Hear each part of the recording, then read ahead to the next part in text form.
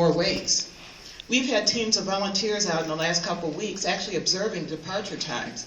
They do not correspond with the scheduled times. So even if we look at the scheduled times, those headways violate DDOT's own service standards and national practices of what is considered reasonable headways, reasonable waits. But in reality, those buses are coming erratically, unreliably.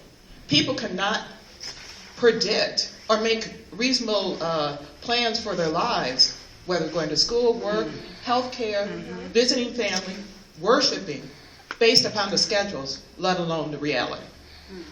They're less confident in those schedules. They're less confident in the leadership.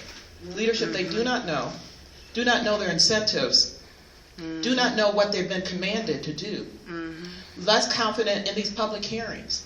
Given what happened in March, I am not surprised people don't come out. Why would people come out when they weren't given an opportunity to speak before, and then come out now with very little notice during a Holy Week? I'm not even talking about opening day. That's right. I'm talking about understanding what people's schedules are, school schedules, work schedules, and the location, as Mr. Boyle has said. And then putting out this publication, again, is less confidence in the ability to rely upon the information and data being provided to the riders and other people who support transit. Overall, we're getting much, much less of the things we need, and more hassle, more anxiety, more danger, more problems, more inability to do the things that's going to bring the city back. I urge you to follow your own service standards, to follow FTA guidelines and circulars on how you use these comments, how you hold public hearings, how you schedule and utilize bus service as well as paratransit service, because this has gone too far for too long. Thank you, Ms. Johnson. Sorry. That was good. Sorry about the mispronouncement Thank of your you. name. Okay, that's all the cards I have. All the people that's here.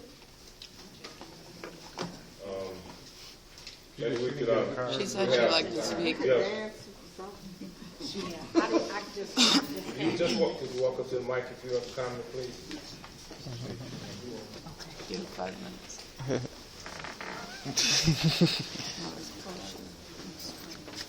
My name is Kimberly Powell, and I came in late because the bus was late.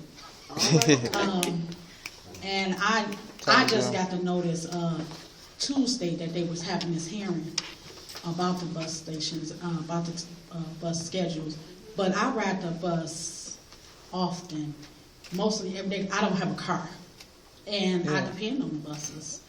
And when you know, with me, sometimes I go get a schedule, and I, relying on the schedule for the bus to come, and it doesn't come for an hour.